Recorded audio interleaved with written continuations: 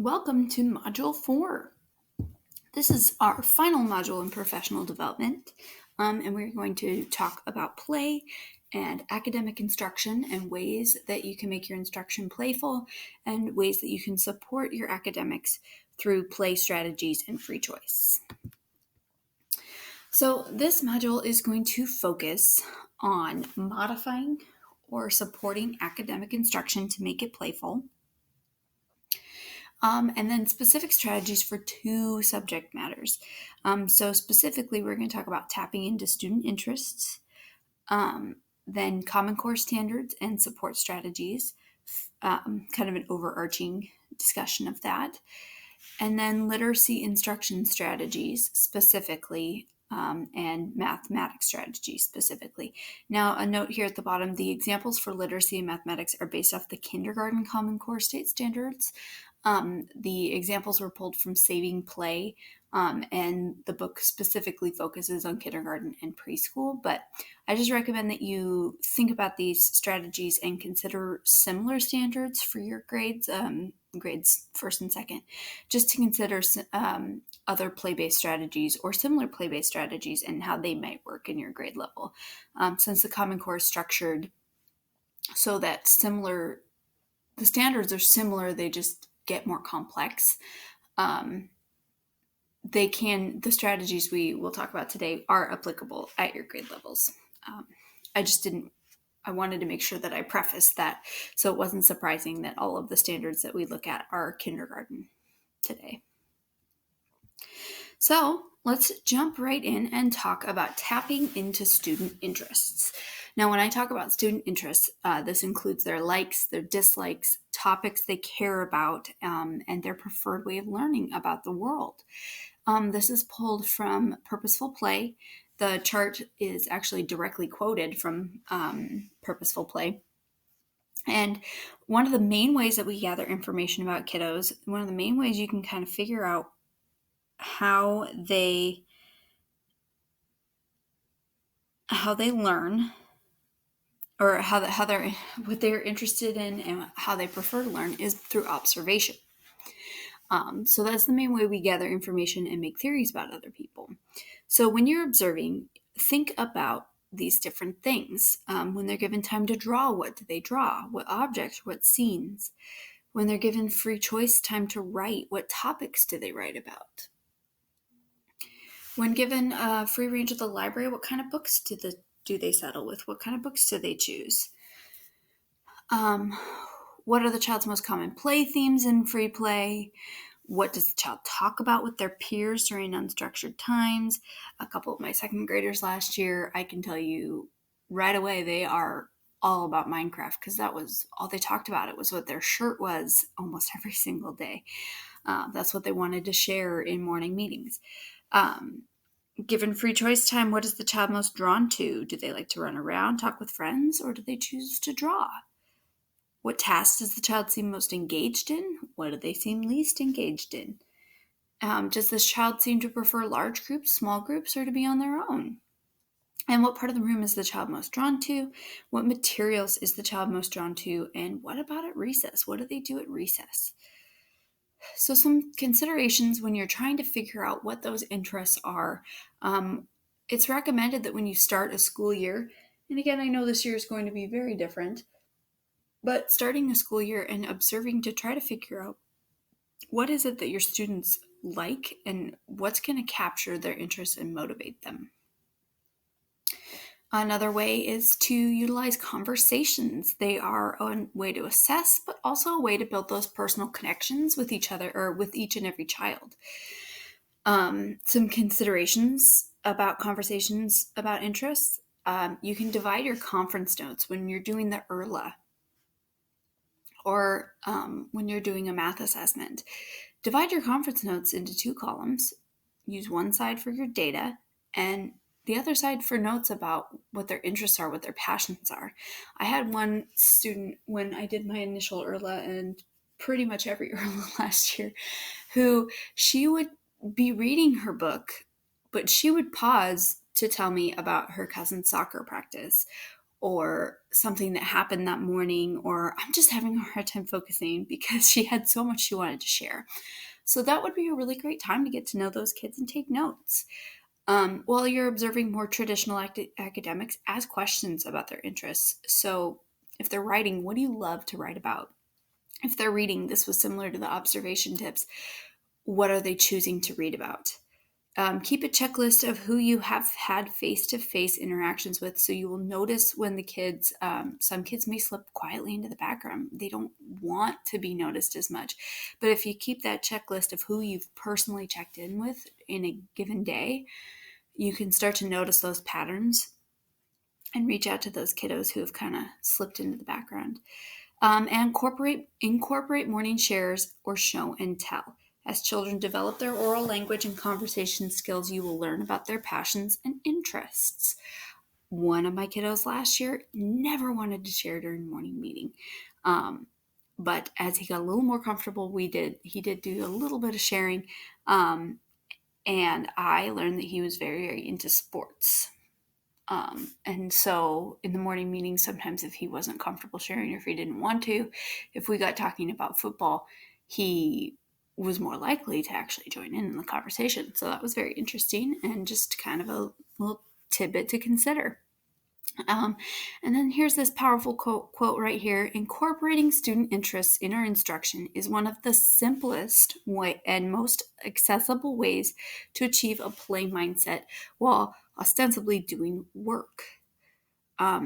So tapping into student interest may not seem necessarily like play. It may just seem like best teaching practice.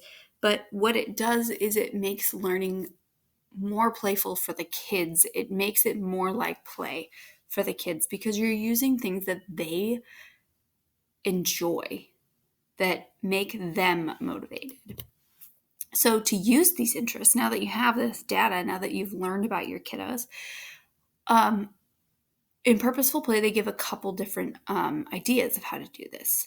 So when we provide children with the materials that they're interested in, they will come back and respond with enthusiasm. So one of the ways is to adapt your classroom library. Now, I know a lot of us buy things out of our own pocket. I am not suggesting that you go out and buy whole new libraries every year because this year you have a group who is obsessed with zombies. But you can utilize companies like Scholastic, Booksource, or Pioneer Valley Books, and they can compile book sets based on interest. And sometimes you can get those with your school budget. I know we don't have large budgets, but that is something that it can be utilized.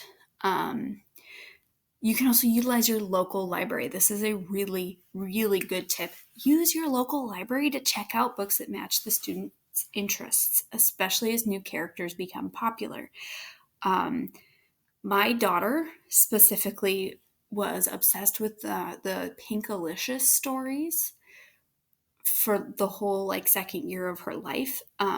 And I read the same book so many times. When we finally went to the library, I discovered that there were probably 20 other Pinkalicious stories, and it was a great way to kind of switch up the rotation. And so this is a really great way to use that in your classroom too without having to spend money. And now in the time of COVID, you can also get those books into the hands of kiddos who aren't going to be in your classroom. Make books. This is a great way to adapt your classroom library. You can take photos, use internet images, check for copyright issues. You can always use Creative Commons. If you do a Creative Commons search, you can find images that are they have permissions that you can use them. So use photos, use drawings, and co-write stories with students about things that they like. So if you have a student who is super duper into unicorns, find some unicorn pictures and as a class, write a unicorn book. And in purposeful play, they say that those books, when they're on your shelf, can sometimes be the most read books. So you probably want to laminate them. So next, use high interest brochures in your classroom. This was an interesting tip I never even thought of. But informational brochures from airports, zoos, water parks. I have a friend who her kids are collecting brochures from campgrounds that they go to throughout the summer. But adding brochures into your library or having a box of brochures can be a really interesting way to spark enthusiasm in kiddos. If they love animals, they might look at that zoo brochure over and over and over again, and they're free. And I was saying, my friend who collects campground brochures, she had posted on social media about her kiddos loving those, and she was sent just donations of people who were going on vacation and snagged brochures everywhere they went to send to her kids. So if you don't have any brochures, if you're not going anywhere to gather them, putting it out there, you can get so many cool different resources just to throw into your library and make your reading centers a little more fun for your kiddos. Okay, another way to use those student interests to make your academic instruction a little more playful is adapting your provided materials. Now, your curricula come with materials. They're typically made to serve a generic population of children. I'm not saying that those materials are bad. Most of them are very powerful. But when you're looking at your materials, think about, can I teach the skill or strategy with different content? Now, that was a quote from the book. I think what they meant was, can I use a different tool? So if I'm supposed to be counting with bears, my kids are actually super duper into rocks right now. Can we count with rocks instead? They're really into geology. And that's the next tip. Use beautiful shells and rocks along with typical math manipulatives. I think my students' favorite lessons were the ones where we cut up apples. There's always a lesson where we get to cut up apples, and the kids always love that one. Practice writing in shaving cream or with silver or gold or colored pens. I am a pretty big stickler about writing with pencil, and I'm learning to kind of move away with that, because if using a silver pen is going to make someone a little more motivated to read or to write, I'm going to go with that. I feel like that's a simple way to make it more fun for the kiddos. Copy the writing paper onto colored paper. So I know that colored paper is not always readily available, but if you have a kid who is obsessed with purple and doesn't want to write, if you can put the writing template or your graphic organizer onto purple paper for her, it might help her to feel a little more motivated to join in on that writing. Swap out math problems to include your students' names and events they know. That can be a quick thing. I don't suggest you do it all the time because that would get very time consuming, but putting their names into things or changing an item in a math problem to something they're familiar with or really enjoy. Now, down here is that it's very similar to what I just said. Do this as you need when it makes sense. Think about, are my students engaged enough in the content using the given materials? If they are, that's great. You don't need to change every single lesson. Just keep that in your pocket for when the lesson is less engaging or when it's easy to do. If it's easy to swap out rocks for counting beads, then do it. But don't think that these suggestions are things that you need to adapt every single lesson. Just do it when you need to. So that was a really nice reminder that was in purposeful play, that these are good tips, but don't hurt yourself trying to change everything you do. Okay, providing more choice for children is another way to use those interests and just make a simple change. So this allowing choices is simple using seating. Think about, do they have to sit in a chair? Can they stand? Can they sit on the carpet? Writing utensils is another one. Like I said, silver, gold, colored pens. Can they write with colored pencils? Can they write with crayons? That one makes me feel cringy a little bit on the inside, but if it helps a kid feel motivated, maybe that's a choice you can allow them to have. Group size. Can they work alone? Can they work with a partner? Can they work in a small group? I know that with the independent reading time with ARC, students are expected to read independently for about 30 minutes a day, if not more. It's been a while since I've gotten to use ARC, but my students during that time, their favorite thing to do was partner read, pick a book and read it to each other. And I let them do it once, and they wanted to do it every single day. And I couldn't let them do it every single day, but they loved it, and that was what they wanted to do. Let them choose their own writing topic. I know that we have guidelines and rubrics, but if we can be a little flexible on topics, that can really help motivate writing. And let them choose their own books to read. Okay, here is another peek into the classroom example from Purposeful Play. This one is about utilizing those student interests in a classroom setting.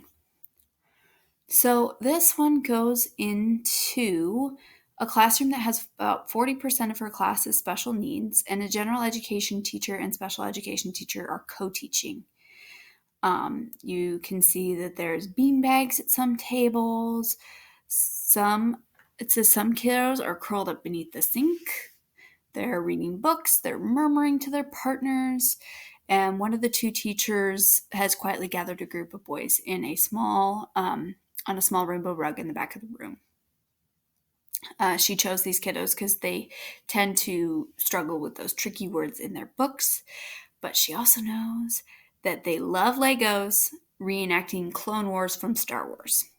So the important things in these peek into the classrooms is these notice how. Notice how the classroom space is used to mimic how reading occurs in the real world. She has beanbags. It's comfortable. It's casual. They get to be, one kid is sitting under the sink. If it's a safety issue, obviously don't let that happen, but they're where they feel comfortable to read. So she starts talking to her boys, first in the arena of play, engaging them by asking, what do you think makes a good Jedi? So she has brought them to the back and said, hey, let's talk about Star Wars. The boys leap to an answer, talking about lightsabers, fighting experience, and then they start talking about Darth Maul, his double lightsaber. So again, here's the important things. Then notice how she's engaging their interests in play, so their energy is positive. They are excited. She's asking questions and letting the children be the experts. She's not talking at them. And then they get into how Jedi work together. They use the Force. They fight when they need to. And when the opponents are strong, they might even lose at first, but then they keep fighting. So she's letting the boys drive the conversation, and then she turns it into her lesson, and she says, you guys are reading Jedis. So she makes her point here. So notice how the tool replicates something the children know and love from play. And my toolbar keeps coming up on top of the word, sorry. Let's see, when you are reading something in a book and it's hard, you don't give up.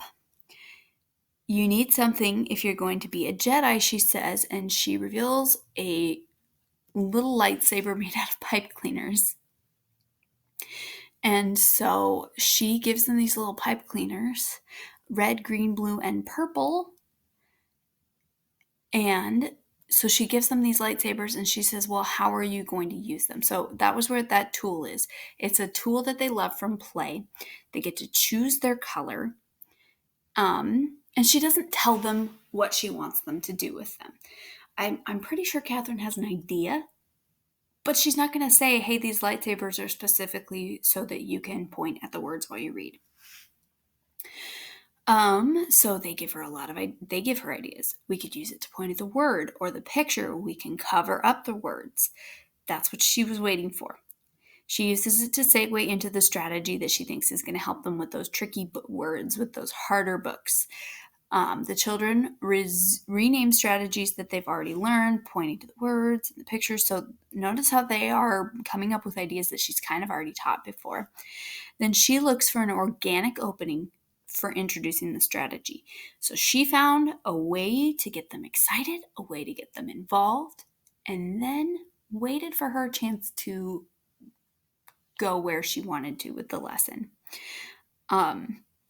She could have introduced it more directly, but she let it occur naturally. She says, cover up the word, or cover up part of the word. We could use our lightsabers to cover up or to chop up a word, and then we can figure out what the first part is. So she's teaching them chunking. She is teaching a very straightforward strategy for readers in F books, so level reading. But she made it very meaningful using something that they were interested in. So just thinking about this example, something that you can recreate in your own classroom with your own kiddos' strategies. Use something that they're interested in to help teach them those lessons. And with ARC, we have those blue, red, yellow kits, the green kits, the leveled kits that teach specific skills. So think about ways that you can modify those to include student interests, still using the text, still using the skills, still using the lessons that we've been given, but there's ways that we can add in what our students are interested in to make it a powerful lesson like Catherine's here. Okay, learning standards. Getting into the heavier material here. Before addressing your specific academic standards, we have to recognize first that play addresses many standards across multiple domains at the same time. You are not going to have a play situation that specifically focuses on one common core standard for literacy, for answering questions. You're going to get a whole lot out of every play situation. So the example here says 2 children are working with Play-Doh. As they pull, pinch, roll, and shape the dough into what they call cookies, they're talking together. They pass a roller and cookie cutters back and forth, sharing the materials. They name the shapes they create. They count the number of finished cookies and compare who has more or less. They laugh and giggle as they socialize through the play experience. So this just looks like playing with Play-Doh. It's pretty straightforward. But if you think about the standards, it demonstrates the following domains and standards: fine motor. They're practicing hand-eye coordination. Language, they're communicating with others. They're building their vocabulary. Social emotional, they're sharing. They're cooperating and they're building friendship. Mathematics, they're identifying shapes. There's geometry in this play. They're just playing with Play-Doh, but they're identifying those shapes. They're counting. They're doing quantitative comparison without being told to. So just think about that before we get into the Common Core, that different play situations can cover multiple standards, and that's what makes them so powerful.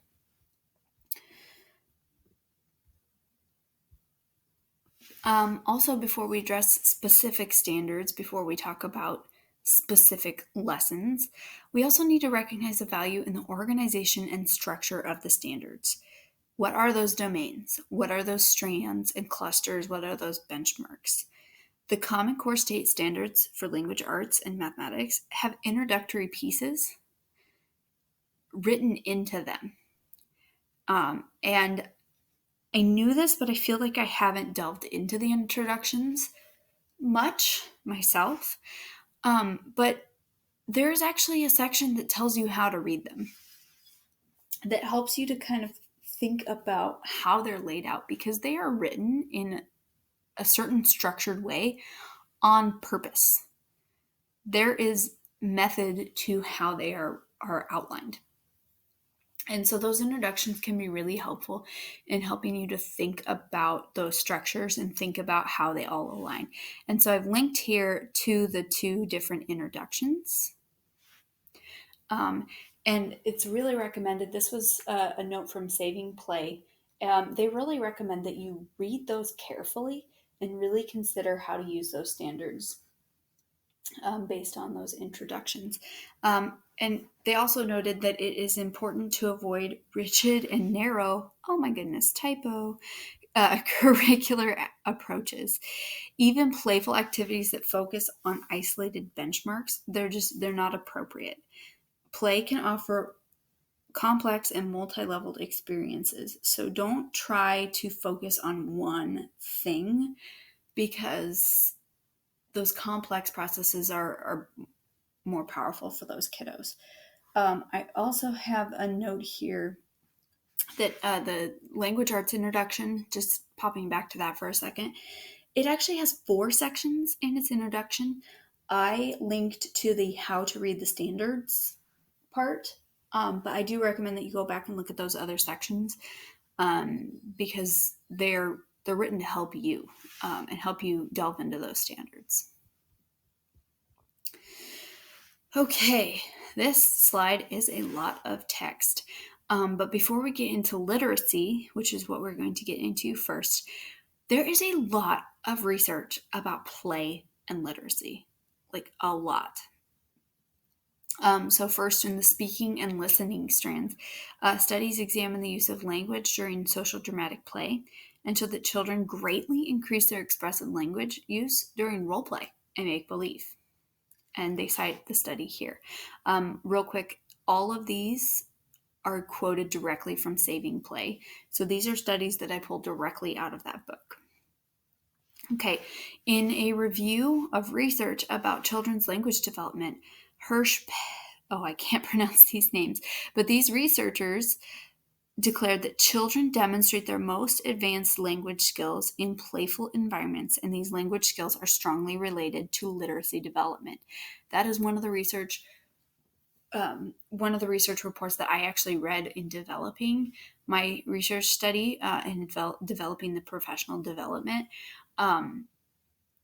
That the playful situations were what really pushed that those language skills and led to literacy development. So teachers know that play often involves children talking with one another and can involve a variety of new vocabulary words. For example, when children play hospital, they use vocabulary related to that setting. So Dickinson and Morton found that the amount of time those 3-year-olds spent talking to peers was associated with vocabulary size in kindergarten. The more they talked, the larger their vocabulary. In reading and writing some studies, when teachers provided books within play areas, the amount of time children spent pretending to read to other children, dolls, or stuffed animals increased. And play centers that included theme-related reading and writing materials promoted more engagement of children in reading and writing experiences. And that was 2 different studies that found that. Strong effects were found when teachers added literacy materials to the environment. Children increased their use of materials, frequency in pretending to read, and creation of written labels, and inclusion of literacy activities as part of their pretend play. So that was one of those studies from up here. I also read a study, I don't have it right in front of me right now, but I read a study specifically about play and literacy instruction in a Canadian early childhood grade band. And one of the things that they found was that when literacy materials were everywhere in the room, those literacy skills that they taught specific lessons and then used play.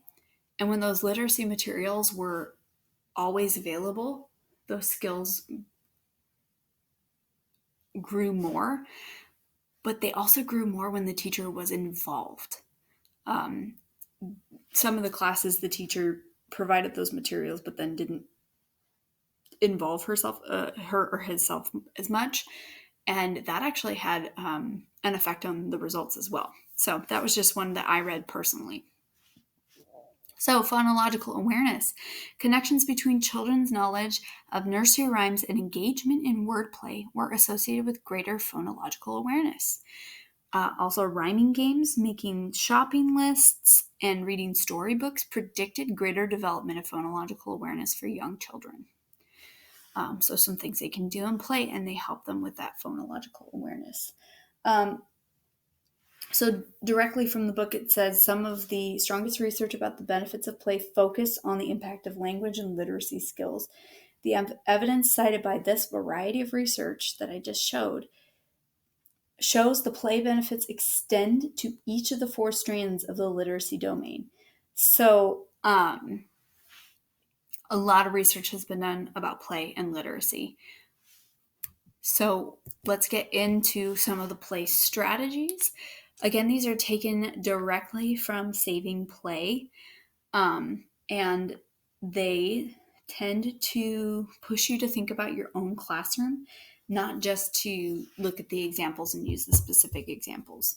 So this first example is the Common Core for kindergarten. It's the standard, let's see, lots of, it's a literacy standard kindergarten number 2. With prompting and support, retell familiar stories, including key details. Ways that kiddos can do this. They can draw, paint, or make creations related to familiar stories read. They can make creations based on those books that they know. Writing area, the children can write, draw, or dictate related to familiar stories read. Maybe they're choosing to extend the story. Maybe they want to retell it. Maybe they want to put their own spin on it. Dramatic play, using puppets or props, children can act out those stories. So ways that they can retell without sitting there and saying, well, first, and then the next thing, and you're, scrambling, trying to make sure that they're getting the right amount of details and prompting them for details. These play situations can allow them to do that naturally and in their own way. So think about where else you might see this occurring naturally in their play. Where else might you see them retelling stories? What other standards might they demonstrate through role play, through their painting and creations related to stories? What other standards might that cover? The possible teacher support strategies, the same 4 from the last module: play alongside, model, and provide scaffolding. Then think about other support strategies you can come up with. When you're playing alongside those children, support their efforts to incorporate key events and details. You can still prompt them and try to make sure you get all those details by being in their play. Model the way that your creation or writing or dramatic play reflects details of the story. Do your own writing beforehand or in those play situations to kind of show them how to incorporate those details. Provide scaffolding by offering a key detail or event to help the child incorporate them into his creation or writing or dramatic play. If they're not including many details, give them one. Use that as a scaffold or a step towards adding more details. So other ways to intentionally address this standard, we have possible changes you can make, and then teacher support strategies. These 2 go together. So each in a row tend to go together. Place multiple copies of books already read in accessible places throughout the classroom so children can return to them again and again. After you read that anchor text or the anchor text, put it out. Let the kids read it. And then scaffold by being ready to assist them in incorporating details from those stories into their block building, their dramatic play, their creative art. Be ready to help them remember the details of that story. Be ready to grab that book and go through it with them while they're doing those play situations. Provide puppets and other props related to familiar stories. This is where you start thinking about those materials and those playful tools from one of the last modules. Providing puppets. I mean, you could even just have some socks with googly eyes and let them use those. Challenge the children to reenact familiar stories with those puppets and props. So not only having them available, talk to them about it. Offer them that idea. and set up a stage area. Maybe you just move a table over so that they can use that and help them rehearse and perform. Offer art materials that match illustrations from familiar books. So, for example, it says Eric Carle, he used collage. Invite them, ask them to see if they can make an Eric Carle drawing.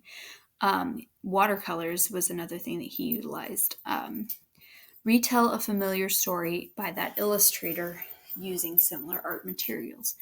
And so there's a lot of different children's books that use different art techniques, and recreating those drawings can be a way of retelling those stories or making similar ones.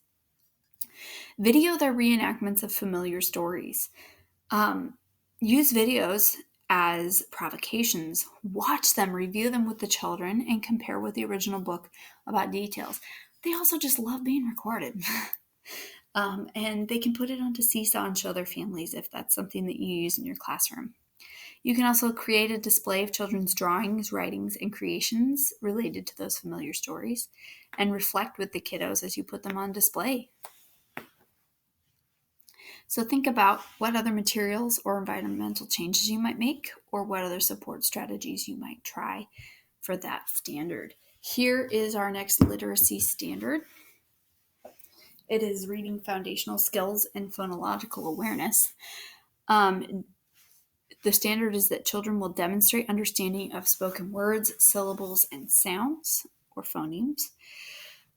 Some examples: children choose from favorite rhyming books in English or other languages and look at and retell it in their own words.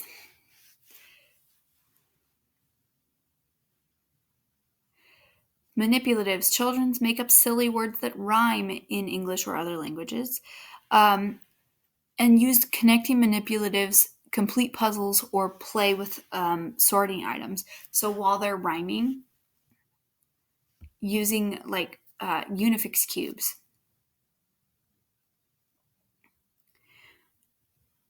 to represent the parts of those words. Let's see. Next, in the music area, they listen to, dance to, and sing along with rhyming songs and chants in English or other languages.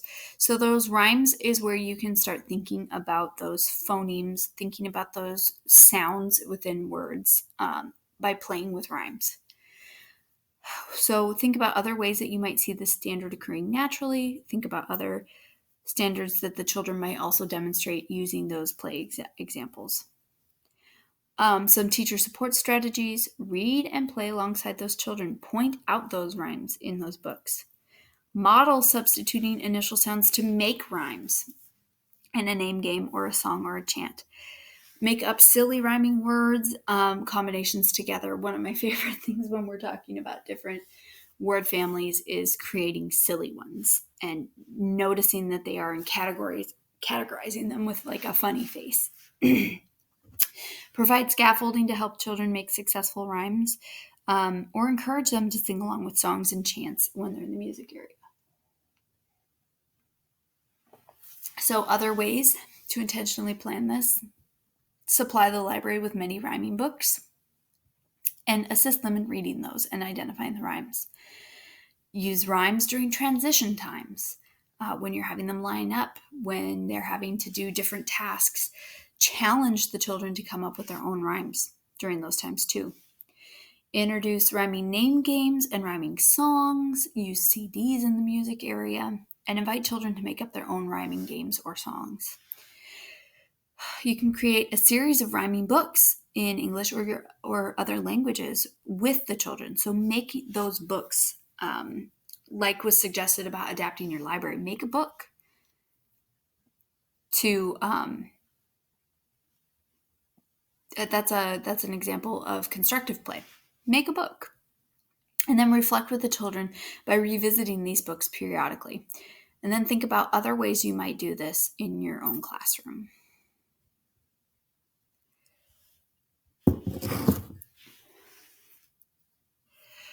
Okay, the next example. This is a writing standard. Use a combination of drawing, dictating, and writing to compose informative and explanatory texts, which children Name what they are writing about and supply some information about the topic. The way you can do this playfully, they can create signs about structures or write or draw about their construction. If they're making block structures, they can write about their structures.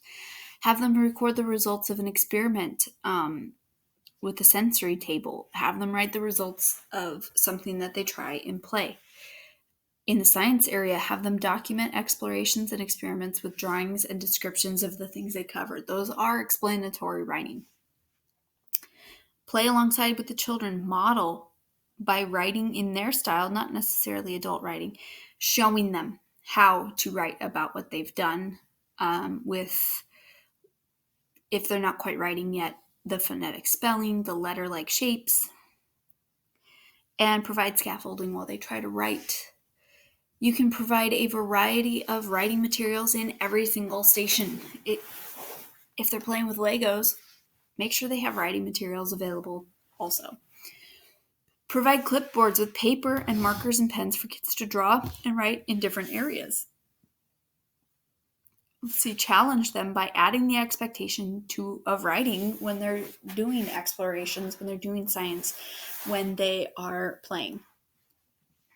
I think I skipped this one, that you can scaffold by giving children reasons to write as they play. So don't just make the writing materials available, kind of encourage them to use them. Invite children to record their investigations in the science area or at the sensory table. That was kind of addressed over in this other box. But add questions for them to respond to through drawing or writing while you're observing them. You can encourage them to share their writing in journals with others in pairs or small groups. You don't have to make that a whole class thing. That can take a little more time. But also reflect with them reviewing over their writing. So use those play situations to let them write about things that they're doing, things that they've chosen to do. So let's go ahead and get into some math now. Mathematics examples and strategies. The first Common Core standard we're going to talk about is counting and cardinality. Children will understand the relationship between numbers and quantities and connect by counting to cardinality.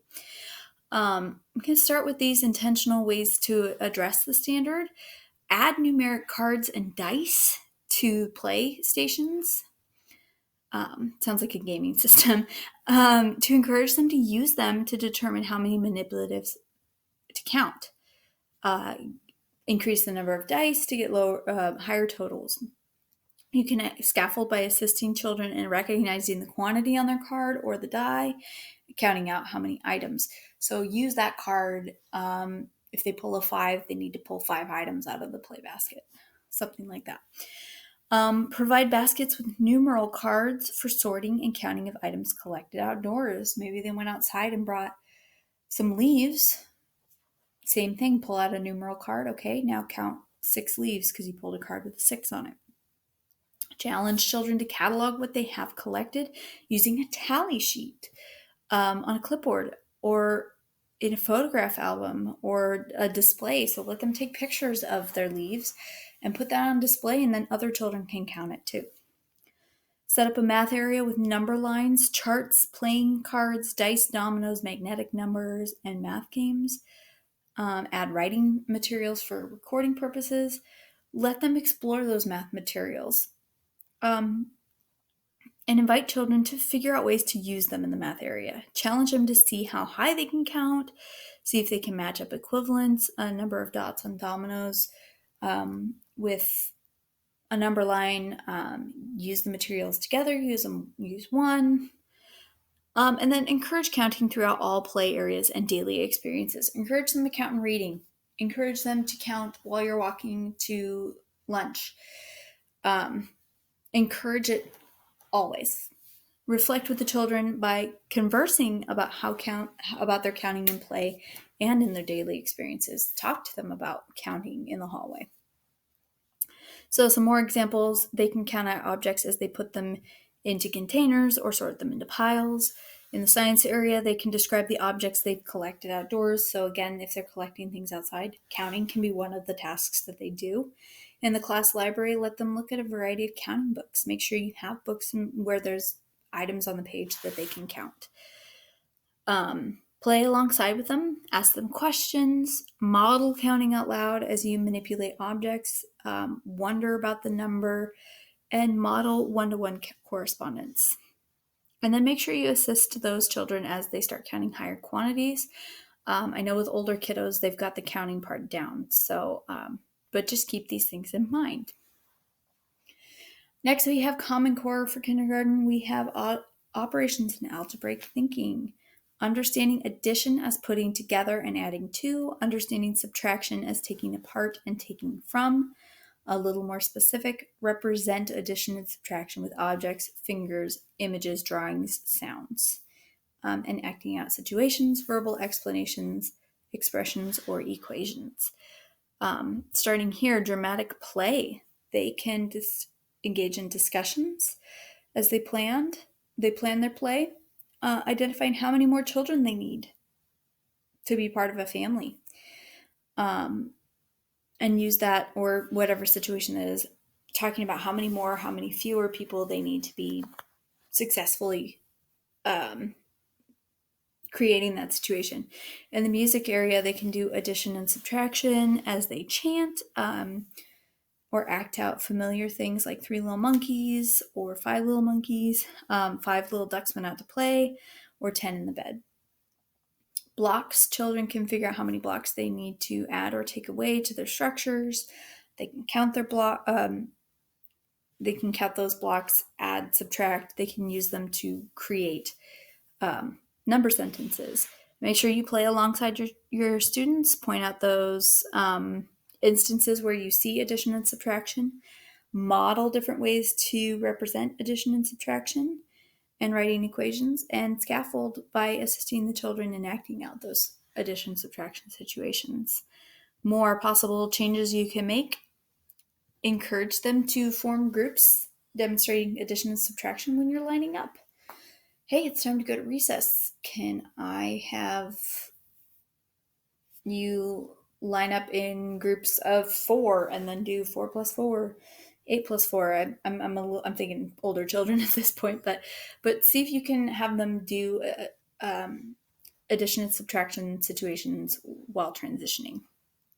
You can scaffold by assisting the children in creating their groups, writing while they're waiting in line to do something like go outside or wash their hands. In the manipulatives area, provide numeral cards as well as cards with equal signs, plus signs, and minus signs to help them to make those number sentences, and challenge them to use those manipulatives and cards to create those addition and subtraction problems. Set up number books stations with pre-made stapled books, blank paper. Invite children to create their own number books using stickers or creating drawings to show different ways to make certain numbers. And converse with children about addition and subtraction as it arises in play and daily situations. So talk to them about different addition and subtraction situations you may see throughout the day, and reflect with them about pointing out those things as you see them. The next example is in the measurement and data, describing and comparing measurable attributes. Describe measurable attributes of objects such as length or weight. Describe several measurable attributes of a single object. It says children can make comparisons related to height, length, and weight, like constructing a tower to a specified height in relation to another object. So using their blocks to kind of measure things. Sensory table, they can use measuring cups. They're just playing with them, but they're seeing how those measurements are made, and they can notice how many cups are being poured, how many of a certain cup go into another one. Art, they can make collages of items of different lengths and widths, like paper strips, yarn, ribbon, and then items of different weights, like feathers, twigs, and beads. They may notice that lighter things stay glued down better than heavier things. Play alongside with those kiddos, helping them use comparative language, model ways to measure and compare different items. So, like lining up blocks, counting how many cups you need to fill a bowl. So, modeling how to do those things, those examples from above. You can also provide scaffolding by giving them the vocabulary words they need to describe their measurable items, helping them with those vocabulary words that they may not have yet. Other possible changes or grouping strategies you may consider are adding a variety of measuring tools into different play areas, like measuring cups, rulers, tape measures, scales, things that you have, and then assist children in using those tools. Encourage them to work with a partner to measure items around the classroom with non-standard tools. They could use string, they could use blocks, whatever they are imagining. Let them use it and see if they can use it to measure things. And then challenge them to measure the room. If it's not something they come up with naturally, you can always ask them, like, well, hey, could you do this? And ask how they can keep record, kind of prompt them to use those measuring skills and keep record.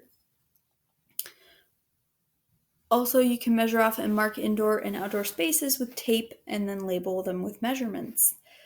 You can invite them to help you measure those spaces.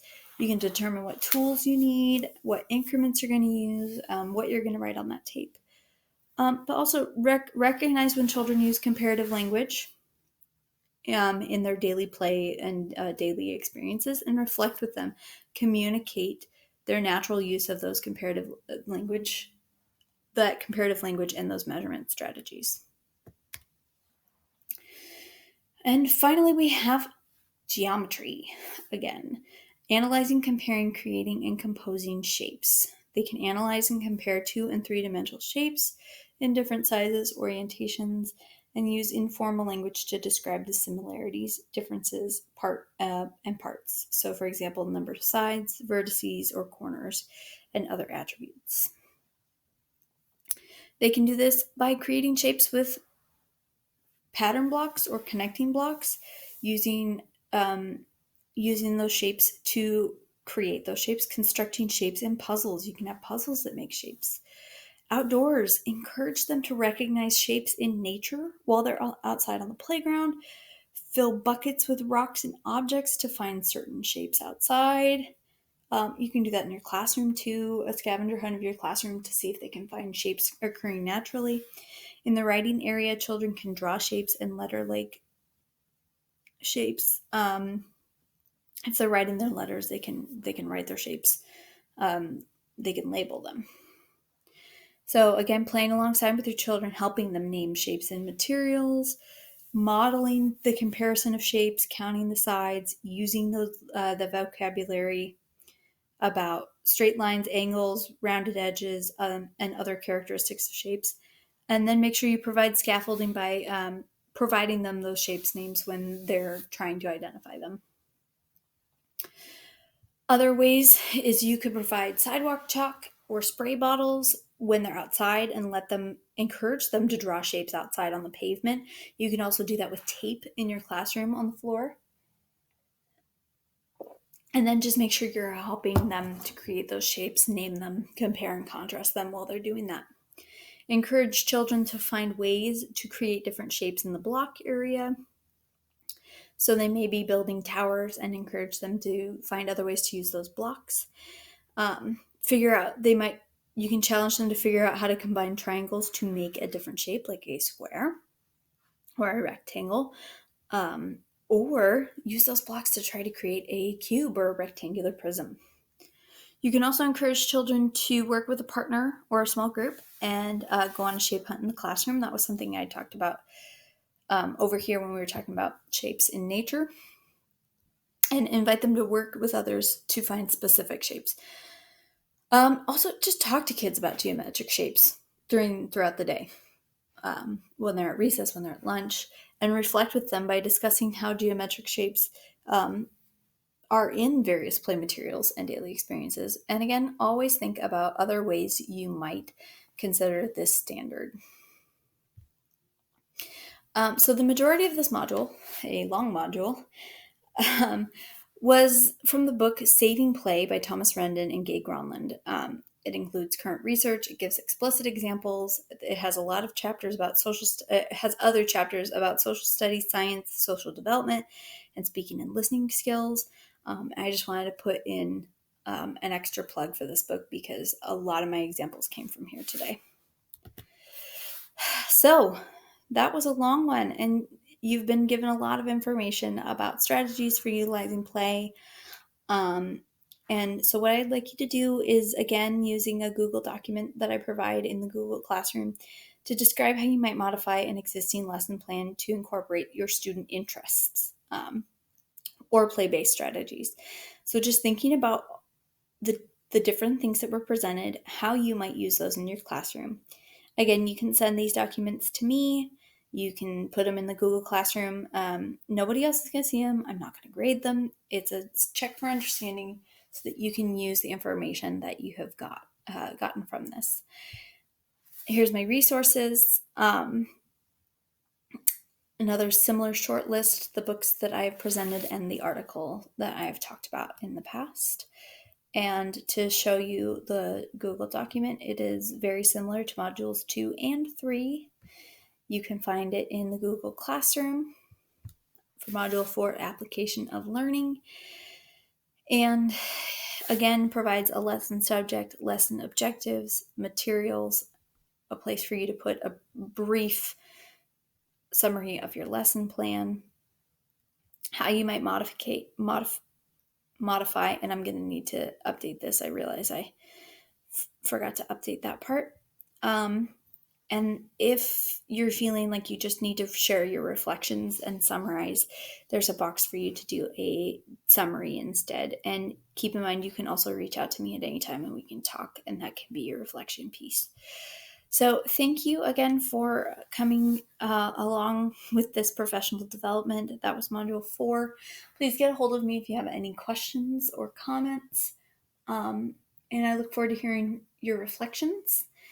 Once you've completed it, you can go ahead and take the the post assessment and the post survey and just let me see what you've learned. Thank you so much.